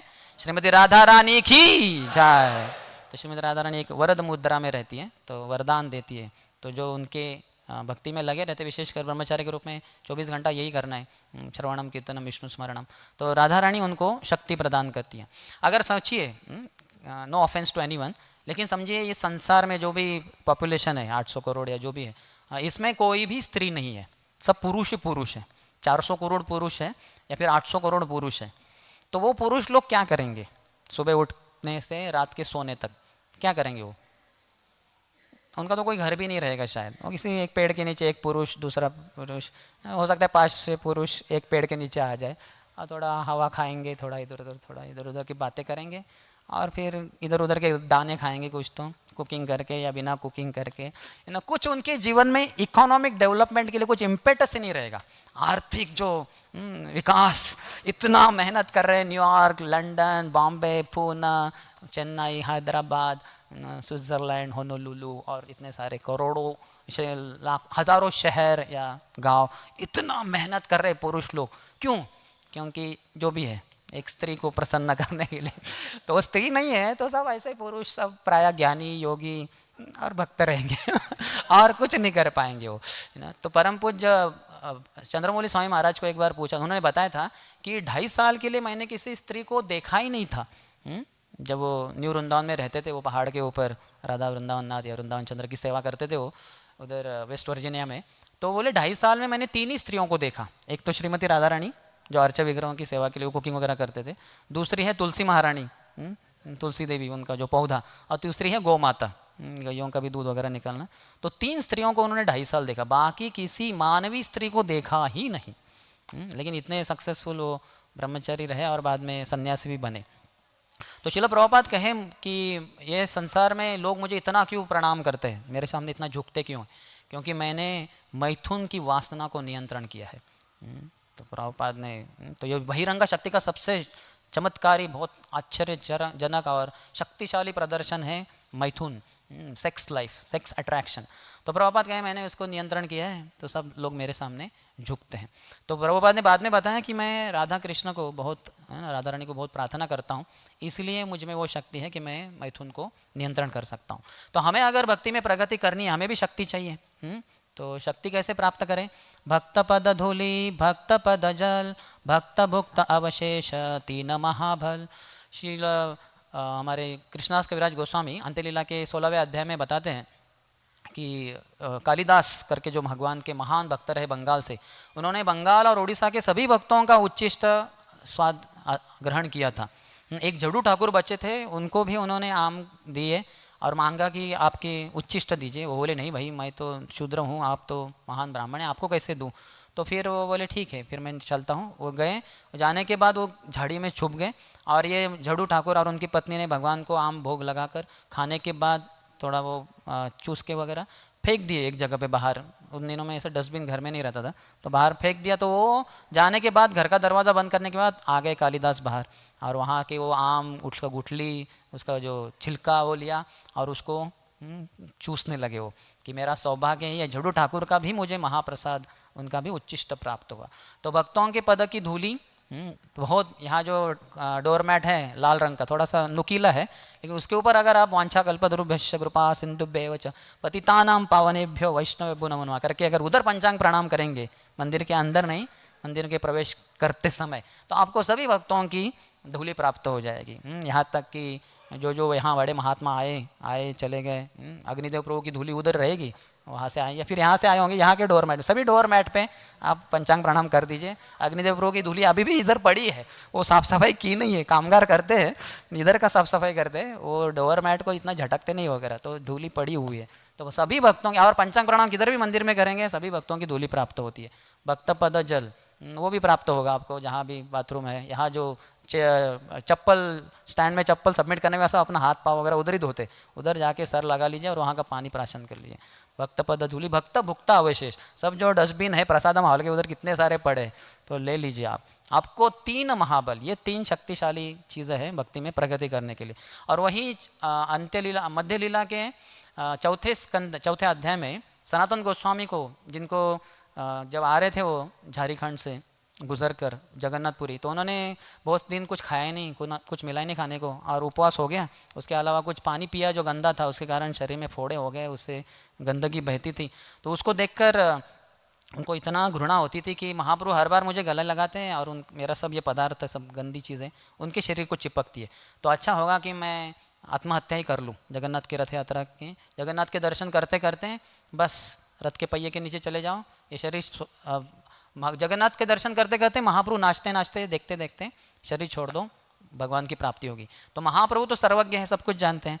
वो आते हैं, बोलते हैं अरे मूर्ख सनातन छोड़ दो इस विचार को, अरे ऐसे जगन्नाथ के पहिए के सामने आत्महत्या करके थोड़े ना भगवान मिलते हैं, भगवान कैसे मिलते हैं? और ऐसा होता भगवान ऐसे मिलते हैं, मैं तो करोड़ों बार वो रथ के पहिए के नीचे अपने शरीर को आत्महत्या करके नष्ट कर देता था। वैसे नहीं भगवान मिलते।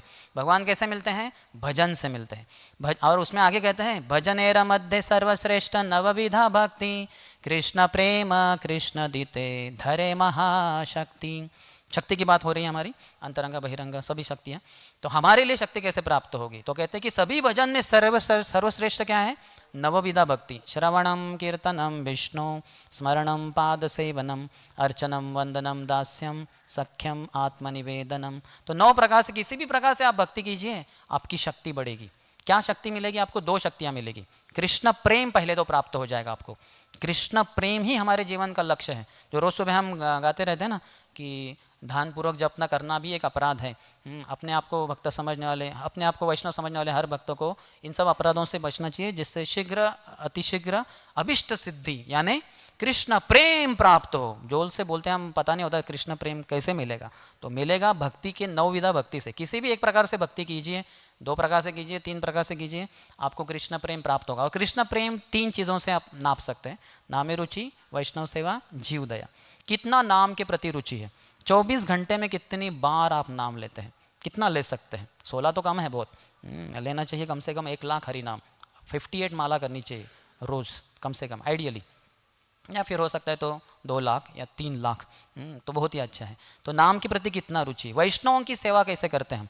हर वैष्णव को क्या अपने स्वामी या स्वामिनी के रूप में देखते हैं और उनकी सेवा करना, मैं उनका सेवक हूँ, यही मेरे जीवन का ध्येय है। अगर सेवा नहीं है किसी वैष्णव के प्रति तो मैं तो मृत्यु को ही प्राप्त हो जाऊंगा। ऐसा अगर विचार है तो फिर हमारा जीवन कृष्ण प्रेम से भरा हुआ है।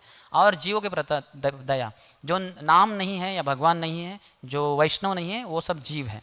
तो जीवों के प्रति दया होनी चाहिए, उनको कृष्ण प्रदान करनी चाहिए, उनको प्रसाद दीजिए, उनको माला दीजिए, उनको प्रभुपाद की ग्रंथ दीजिए, किसी भी प्रकार से दीजिए। लेकिन ये अगर चीज़ें हैं, 3 चीज़ें, नामे रुचि, वैष्णव सेवा, जीव दया, फिर इसका अर्थ है हमारे जीवन में कृष्ण प्रेम से हृदय भरा हुआ है। तो भजनेर मध्य सर्वश्रेष्ठ नवविधा भक्ति, कृष्ण प्रेम मिलेगा, कृष्ण बाद में मिलेंगे, पहले कृष्ण प्रेम मिलेगा। और कृष्ण प्रेम यानी राधा रानी प्राप्त हो जाएगी। कृष्ण प्रेम मयी राधा, राधा प्रेम मयो हरि। जीव गोस्वामी का एकमात्र जो गीत है उसमें कहते हैं कि जैसे देवी ही ऐसा गुणमयी, जो बहिरंग शक्ति हो गुण से भरी हुई है, सत्वगुण रजोगुण तमोगुण, कहीं भी स्पर्श कीजिए माया को, सत्वगुण निकलेगा, नहीं तो रजोगुण निकलेगा, नहीं तो तमोगुण ही निकलेगा।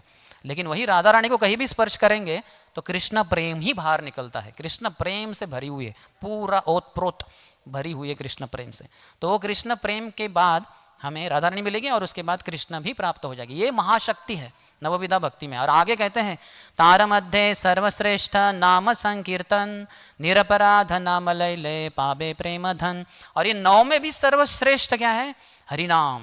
हरे कृष्ण कृष्ण कृष्ण हरे हरे, हरे राम राम राम हरे हरे। तो ये शक्ति है, तो सर्वश्रेष्ठ है। और लेकिन कहते हैं कि शक्ति है, लेकिन ये शक्ति प्राप्त नहीं होती जब तक व्यक्ति अपराध करता है। तार मध्य सर्वश्रेष्ठ नाम संकीर्तन निरपराध नाम लैले पावे प्रेम धन। ये प्रेम धन ही जीवन का चरम लक्ष्य है। प्रेम धन विना व्यर्थ दरिद्र जीवन, दास करी वेतन मोरे देह प्रेम धन। अंतिम श्लोक अध्याय में 20वें अध्याय में अंत्य लीला के यानी चैतन्य चरितामृत के अंत में चैतन्य महाप्रभु बता रहे कि प्रेम धन ही सबसे बड़ा धन है, और उसके बिना तो मैं तो दरिद्री हूँ। प्रेम धन बिना व्यर्थ जीवन, व्यर्थ है दरिद्र जीवन। दास करी, मुझे दास बनाइए, वेतन मुझे वेतन दीजिए, मुझे क्या? देह प्रेम धन। ये प्रेम धन रूपी मुझे ये चाहिए। लेकिन अपराध करते हैं तो हमारी सब जो ज्ञान अपनी भक्ति करने की जो विधि है उसमें पूरा ह्रास हो रहा है। जैसे ऊपर से तो पानी हज़ारों लीटर डाल दिया हमने मटके में, नीचे से हमने उसको होल कर दिया है, तो क्या फ़ायदा? फिर सब पानी निकल जाता है। तो अपराध नहीं करना है। अपराध यानी अनादर, अनादर नहीं करना है, आदर देना है, सबको आदर देना है। जितना जिसका लेवल है उसको, लेकिन आदर सबको देना है, अनादर किसी का नहीं करना है। अनादर कर दिया, अपराध हो गया, फिर पुनर्मुष्टिक भव, फिर वो व्यक्ति चूहा बन जाएगा। जो चूहा होता है हम जानते हैं, साधु के पास गया उसको उन्होंने बिल्ली बना दिया, बिल्ली के रूप में भी समस्या, फिर से साधु के पास गया उसको कुत्ता बना दिया, कुत्ते के रूप में समस्या, बोले नहीं मुझे बाघ बना दीजिए, तो उसको सिंह बना दिया। तो सिंह बनाने के बाद वो साधु को ही निगलना चाहता है, बोल रहे महाप्रसादी गोविंदे। अच्छा जी, हमारी बिल्ली हमसे में आओ, तो हमारा बाघ हमसे में आओ। तो फिर उन्होंने बोला पुनर्मुष्टिक भव, तुम फिर से चूहे बन जाओ, फिर से चूहा बन गया, फिर अंडरग्राउंड भूमिगत हो गया बेचारा। तो इसी तरह से इस्कॉन में प्रभुपाद की जो सेवा करते हैं तो वो चूहे से लेके सिंह बनते हैं, बनना ही है, और बनने की वो बनाने की शक्ति है ही है। तो सिंह बनेंगे हम सब, नो डाउट अबाउट इट। लेकिन सिंह बनने के बाद अगर जिसने साधु ने हमें कृपा करके हमें सिंह बनाया है उसी को निगलने का प्रयास करते हैं, मायावादी टेंट होता है हमारे अंदर, उसका टिंज होता है, फिर कृतज्ञता नहीं होती, फिर उसको ही खाने जाएंगे तो फिर से चूहे बन जाते हैं। और ऐसे हजारों भक्तों का हो भी गया, क्योंकि वो होता है अपराध के कारण पतन हो जाता है। परम पूज्य जयदेव स्वामी महाराज कहते हैं कि devotees fall down like rains. एक जब जल वर्षा होती है तो कितनी जल की बूंदें गिरती हैं, कोई गिन सकता है? 1000 की 1 लाख, उसका तो असंख्य होती है। तो उसी तरह से है पतन भी हो जाता है भक्तों का अपराध के कारण। तो उसको नहीं, उसके जगह पे ह्यूमिलिटी होना चाहिए, नम्रता होनी चाहिए। जो ज्ञान में है उनमें नम्रता होती है। तो जैसे एक भक्त अपने गीत में कहते हैं, भक्त भक्त सब तुमने तारे, बिना भक्ति हम ठाड़े द्वारे, लीजो खबर हमारी राधे, श्याम श्यामा श्याम राधे, श्याम श्यामा श्याम। वो कह रहे हैं कि आपने तो आपके कितने सारे भक्तों का उद्धार कर दिया, वो गजेंद्र का उद्धार कर दिया, इनका उद्धार, उनका उद्धार, भक्त भक्त सब तुमने तारे। लेकिन उनकी भक्ति थी भाई, इसलिए आपने उनका उद्धार कर दिया, हमारी कुछ भक्ति नहीं। बिना भक्ति हम ठाड़े द्वारे, दरवाजे पे आ गए, अंदर आने की हमारी पात्रता नहीं है, क्योंकि हमारी भक्ति ही नहीं है। तो हम आपकी भक्ति, आपके द्वार के फिर भी आए हुए हैं, बिना भक्ति हम ठाड़े द्वारे, और यहीं पे खड़े रहेंगे, मर जाऊंगा लेकिन यहाँ से हटूंगा नहीं मैं, भगवान आपकी कृपा चाहिए। तो लीजो खबर हमारी भी तो खबर लीजिए, हम भी तो आए। तो नम्रता है इसमें, इस गीत में, इस पंक्ति में। तो ऐसे अगर नम्रता है तो भगवान की शक्ति, पूरी शक्ति प्राप्त होगी। भगवान की पूरी शक्ति भगवान देते हैं, अपने से भी ज़्यादा भक्ति, अपने से ज़्यादा शक्ति वो भक्तों को देते हैं। जैसे प्रभुपाद को पूछा गया था आप कैसे कर पाए, बोले भगवान की कृपा से। कृपा शक्ति इतनी है जो चैतन्य महाप्रभु नहीं कर पाए पूरे, वो तो सिर्फ बंगाल में ही थोड़ा बहुत प्रचार किए, थोड़ा भारत में इधर उधर। और जो एक प्रकार से उनके गुरु महाराज भक्ति सिद्धांत सरस्वती ठाकुर, भारत में 60 मठ, और भारत के आजू बाजू में बर्मा में वगैरह थोड़ा और 4 करके 64 गौड़िया मठ उन्होंने स्थापन किए, लेकिन बाकी तो कुछ नहीं। लेकिन वो संसार भर में जो प्रचार कर पाए वो प्रभुपाद। क्यों? क्योंकि प्रभुपाद के गुरु और कृष्ण ने उनको वो शक्ति दी, क्योंकि हमेशा नम्र रहे। उनको पता था कि I am not powerful but I am empowered. ये जो शब्द याद रखें वो बहुत शक्ति प्राप्त करेगा। आई एम नॉट पावरफुल, मैं शक्तिशाली नहीं हूं, बट आई एम एम्पावर्ड, मैं शक्ति प्राप्त हूं, मेरे पास शक्ति है, लेकिन ये मेरी नहीं है, ये उधारी पे लिए। उधारी पे मिली है, थोड़े समय के लिए मिली है। जैसे अभी देखिए ये माइक्रोफोन है, इसलिए हम इतना चिल्ला रहे हैं, यानी आवाज़ गूंज रही है पूरा टेम्पल हॉल में। इसको निकाल देंगे तो हमारी क्या पावर है, कितना भी चिल्लाए। अब तक तो गला कब का बैठ गया होता अगर बिना माइक्रोफोन के हम एक प्रवचन शुरू करते थे।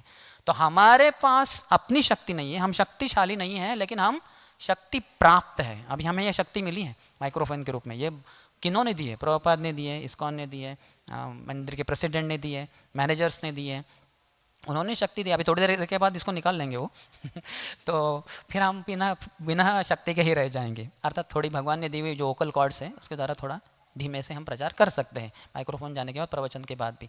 तो ये पता होना चाहिए कि हम शक्तिशाली नहीं हैं, हम शक्ति प्राप्त हैं। शक्ति है लेकिन अपनी नहीं है, वो प्राप्त हुई है किसी और से। तो जिसके द्वारा प्राप्त हुई है उसके प्रति आदर होना चाहिए, उसके प्रति कृतज्ञता होनी चाहिए। और सभी भक्त हमें सभी प्रकार से अलग अलग प्रकार से शक्ति देते हैं। कुछ भक्त कम शक्ति देंगे क्योंकि उनकी कम शक्ति है, कुछ भक्त ज़्यादा शक्ति देंगे क्योंकि उनकी ज़्यादा शक्ति है। लेकिन हर भक्त के पास थोड़ी बहुत तो शक्ति है ही। अगर हम उनकी सेवा करें सेवक के रूप में और उनकी भीख मांगे कि मुझे थोड़ी सी शक्ति दीजिए, तो वो ज़रूर देंगे वो, क्योंकि उनकी शक्ति भी आपको देने से कभी घटती नहीं, बढ़ती ही है। ये भक्ति की शक्ति है।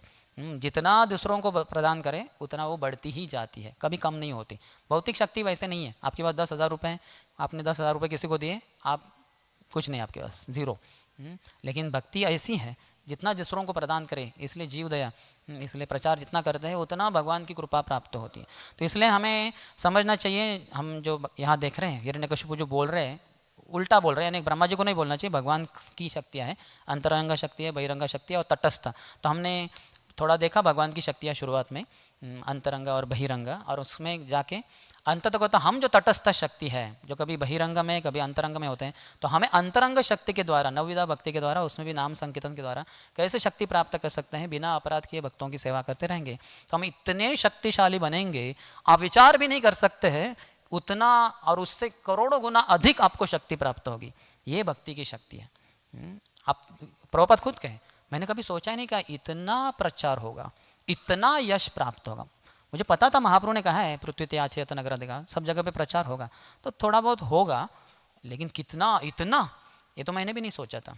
तो प्रभुपाद खुद ही आश्चर्यचकित हो गए। तो that power beyond you will empower you, जो शक्ति हमारे परे है, अंतरंग शक्ति राधा रानी और कृष्ण, अगर हम उनका नाम जब ध्यान से करेंगे तो इतना शक्ति आपको देंगे कि आप खुद भी विचार नहीं कर सकते। Our brain doesn't have the capacity to think the unlimited potency that we can achieve. वो हमारी शक्ति भी नहीं है समझने की कि कितना शक्ति प्राप्त हो सकता है, क्योंकि भगवान की तो अनंत शक्ति है। आप जितना भी मांगो, जितना भी प्रदान करें, कम ही रहेगा, वो तो देते ही रहेंगे अगर हम उचित पात्र बने तो। ठीक है, किसी को कोई प्रश्न है? यस।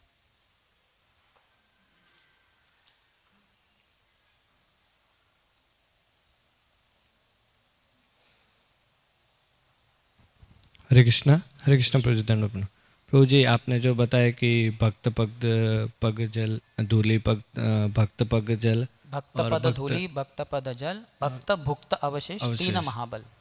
तो प्रभु जी ये जो है हमें वो भक्त की परमिशन से लेना चाहिए या फिर हम उनकी परमिशन से कौन देगा? आप कोई महान भक्त होंगे तो देंगे। जैसे मुझे परम पूज्य भक्ति तीर्थ महाराज की पदधूलि मिली, जब राधा गोपीनाथ मंदिर में आए थे, बहुत जबरदस्त कीर्तन किया, सब ब्रह्मचारी उनके पीछे भागे, कीर्तन किया, महाराज पूरा दौड़ाते थे पूरा मंदिर हॉल में, और अंत तक अथवा वो ब्रह्मचारी सब लेके उनकी चरण धूलि ले ली। तो मैं तो स्टूडेंट था, मैं सोचा अरे हम ले सकते हैं क्या, हम तो ब्रह्मचारी नहीं, उतने शुद्ध नहीं।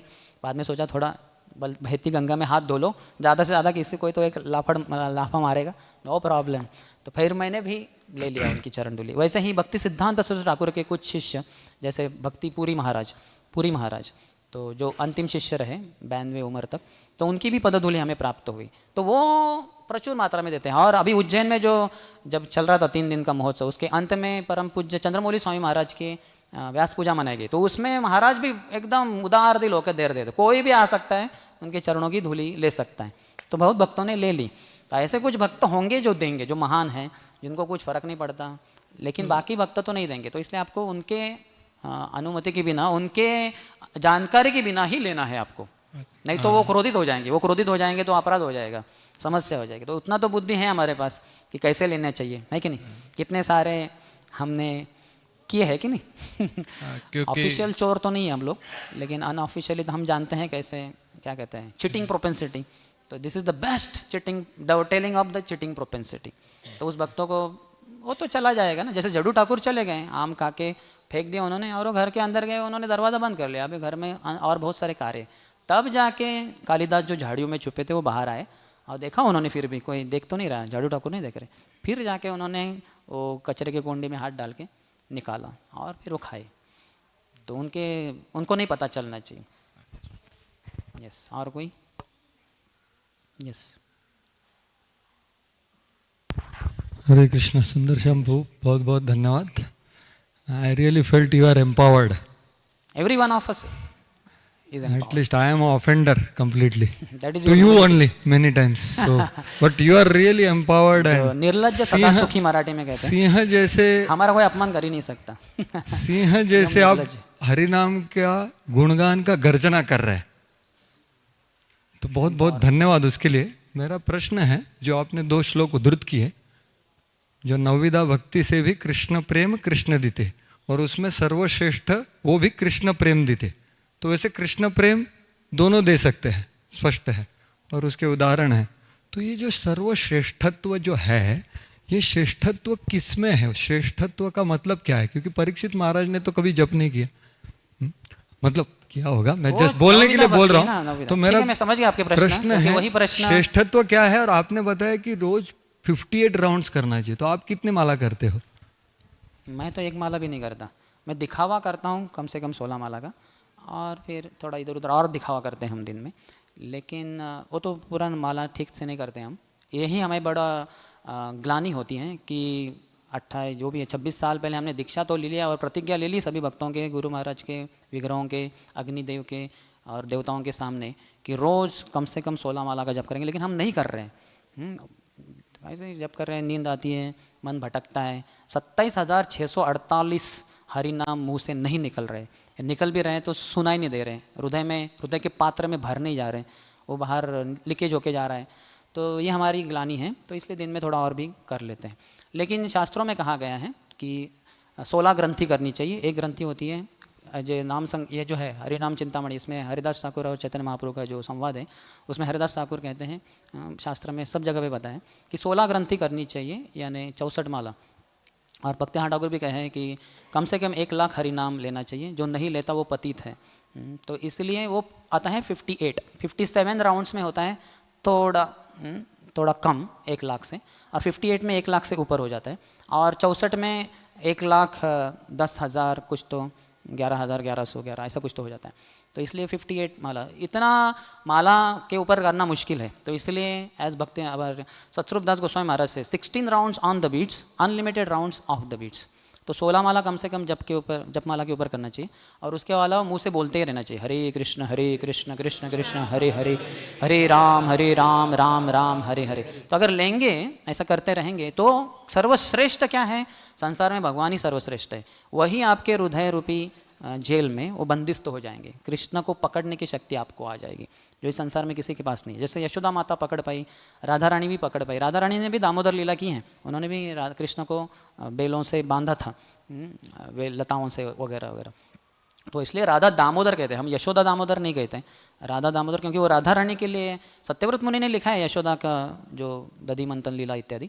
लेकिन हम जो कहते हैं राधा दामोदर, राधा रानी के प्रेम में, श्रृंगार रस में जो बांधे जाते हैं, वो बांधे जाते तभी जब हम नवविधा भक्ति करेंगे, और उसमें भी हरिनाम अगर ध्यानपूर्वक लेंगे, अपराध को टाल कर, अपराध के साथ लेंगे, तो ऐसे करोड़ों जन्म, बहुजन्म करी यदि श्रवण कीर्तन, तबुता न पाए कृष्ण पदे प्रेम धन। तो ऐसे हजारों लाखों करोड़ों जन्म भी बीत जाए, ऐसे ही श्रीमद् भागवतम कक्षा में हम बैठे रहे, और ऐसे ही यहाँ व्यासासन पे बैठ के प्रवचन करते रहे, फिर भी कृष्ण प्रेम प्राप्त नहीं होगा, अपराध जब तक करेंगे। तो अपराध को टालना ही है, अपराध को नहीं टालेंगे तो ये हरिनाम, अर्थात उसके लिए बताया है कि अपराध करते करते भी हरिनाम लेते ही रहो, इससे भी अपराध से मुक्त हो सकते हैं। जैसे समझिए, मैं किसी भक्त से मैं चाहता नहीं, आवर्जन है, अपना जो द्वेष होता है वो राग और द्वेष से आ जाता है। राग के कारण किस भक्तों से हमें आसक्ति होती है, और वही द्वेष के कारण किस भक्तों से राग होता है, आसक्ति होती है, और अन्य भक्तों से हमारा द्वेष हो जाता है। तो ये हमारे द्वेष का ही परिणाम है, राग और द्वेष एक ही सिक्के के दो है, पट चित्त और पट, दो उसके पार्ट हैं। तो इसको उससे मुक्त होकर अगर हम जप करेंगे तो भगवान की प्राप्ति होगी। अपराध को टालना है, नहीं तो फिर बहुत समय लग जाएगा। तो अभी समझे, मैं अगर जिसके प्रति मेरा अपराध होता है, भावना होती है, और मैं जप कर रहा हूँ हरे कृष्ण कृष्ण कृष्ण हरे हरे, हरे राम राम राम हरे हरे, और मेरा ऐसा नियम है कि जब तक गुरुमणि तक नहीं पहुँचूँ तब तक मैं कुछ मुंह से बोलूँगा नहीं, एक माला के बीच में नहीं बोलूँगा। तो अभी वो भक्त आया और मुझे उसका अपराध करना है, अरे ये तो इसको तो मैं अभी हरे कृष्ण कृष्ण कृष्ण हरे हरे, हरे राम राम राम हरे हरे, हरे कृष्ण, अरे वो अभी देख रहे हैं वो जा रहा है हरे कृष्ण कृष्ण कृष्ण हरे हरे, अरे इसको तो मुझे गाली देना था, अरे वो तो जा रहा है लेकिन अभी क्या करूँ, जो माला भी खंतर जी हरे कृष्ण कृष्ण कृष्ण हरे हरे, हरे राम राम राम हरे हरे, वो चला भी गया। अभी ठीक है, जाने दो, जब आएगा अगली बार तब उसको करूँगा। तो इस तरह से अगर आप 24 घंटा हरि नाम लेते रहेंगे तो अपराध करने के लिए आपको टाइम ही नहीं मिलेगा। तो इसलिए बोला है कीर्तनीय सदा हरि, नहीं तो फिर हम अपराध करते बैठेंगे। ठीक है, लेकिन बाकी है कि आदर देना चाहिए। शास्त्र अगर जो ध्यान से गुरु के चरणों में बैठकर आदर प्रणिपात परिप्रश्न और सेवा करके अगर जो सुनेगा, वो कभी भी किसी भी भक्त का अपराध नहीं करेगा। लेकिन गुरु के चरणों में बैठकर भक्ति लता बीज जो अपने हृदय में नहीं प्राप्त करता, उसको ज्ञान बीज, कर्म बीज, योग बीज, सोशल बीज, फिलॉन्थ्रोपिक बीज, प्रभुपाद कहते हैं, आप पढ़िए सब जन 19वां अध्याय मध्य लीला का जो रूप शिक्षा है, ब्रह्मांड भ्रमित कोनो भाग्यवान जीव 151वां है, उसके बाद वाला सही बीज लया करे आरोपण श्रवण कीर्तन जले कर ये सिंचन 152वां श्लोक, उसके तात्पर्य में पढ़िए। प्रभुपाद 7 बीजों की एक बताते हैं, लेकिन वो हजारों बीज है, जिसका संग करेंगे वैसा बीज हमें प्राप्त होता है। जिसको संग करेंगे, जैसे कोई धनार्थी है, बहुत धन के पीछे पागल है, उसका संग करेंगे तो हमारे मन में भी वो बीज बोया जाएगा, अरे मुझे भी पैसा कमाना चाहिए, मैं क्या कर रहा हूँ, हाँ तो कुछ तो करना होगा। तो आपको धन बीज प्राप्त हो गया। किसी ज्ञानी के पास जाएंगे, उससे ज्ञान देखकर मुझे भी ज्ञान प्राप्त करना चाहिए, फिर ज्ञान बीज प्राप्त हो जाएगा। योगी के पास से योग बीज प्राप्त हो जाएगा। कोई सोशल वेलफेयर वर्कर है, उसके पास जाएंगे तो वो सोशल सेवा का आपको बीज प्राप्त हो जाएगा। तो ये सब बीज नहीं दिए जाते एक शुद्ध परंपरा में, ब्रह्म माधव गौड़ी संप्रदाय में सिर्फ भक्ति लता बीज ही प्राप्त होता है, वही प्रदान किया जाता है शुद्ध भक्त गुरु के द्वारा। लेकिन हम गुरु को छोड़ के या गुरु के साथ साथ बाकी बहुत सारे लोगों का संग करते हैं, फिर वो सब बीज आ जाते हैं हृदय में, और फिर जब करते समय बड़ी बाधा आ जाती है, फिर होता नहीं, सिंचन होता नहीं भक्ति लता का, फिर वो कुंठित हो जाती है उसकी ग्रोथ, क्योंकि ये सब घास फूस आ गया बीच में। तो इससे ये नहीं करना है। दैट्स वाई अपार्ट फ्रॉम सत्संग, असत्संग त्याग, यही वैष्णव आचार, इसके ऊपर चैतन्य महाप्रभु ने बहुत जोर दिया है। बहुत बहुत धन्यवाद ऑपरेशन करने के लिए। मेरा पहला वाला जो है वो श्रेष्ठत्व, ये भी कृष्ण प्रेम दे रहा है, ये भी कृष्ण प्रेम दे रहा है, तो श्रेष्ठत्व क्या है? ये सब आसान है ना। क्यों सर्वश्रेष्ठ है? क्योंकि चैंटिंग कोई भी कभी भी कर सकता है। जैसे अभी शायद पता नहीं वो बच्चे ने गाया कि नहीं, जब हम हरिनाम ध्वनि प्रतिध्वनित कर रहे थे तो बच्चे भी लोग बोलते हैं, लेकिन वही कक्षा में नहीं बैठेंगे, वो उनका उतना बुद्धि नहीं है। वही महान भक्तों की कृपा से, महाप्रभु की कृपा से झारखंड के जानवर वगैरह वो भी भाग ले सकते हैं कीर्तन में। तो इसीलिए कीर्तन वो हमारे मेन है, एनी वन एनी बडी एनी टाइम। बाकी जो अर्चन है सिर्फ जो ब्राह्मण इनिशिएटेड है वही, जब सेवा का समय है तभी, और उसके साथ भी कितने सारे नियम हैं वही कर सकते हैं। दोपहर में जब भगवान सो जाएंगे वो नहीं कर सकते अर्चा विग्रहों की सेवा, उसके बारे में सोच सकते हैं बाद में 4:30 को कैसे करना है। लेकिन नाम जो संकीर्तन है ये कोई भी कभी भी कहीं भी कर सकता है, इसलिए वो सर्वश्रेष्ठ है। यस, ठीक है, थैंक यू। ग्रंथराज श्रीमद् भागवतम की जय, श्रील प्रभुपाद की जय, समवेत गौर भक्त वृंद की जय, निताय गौर प्रेमानंदी।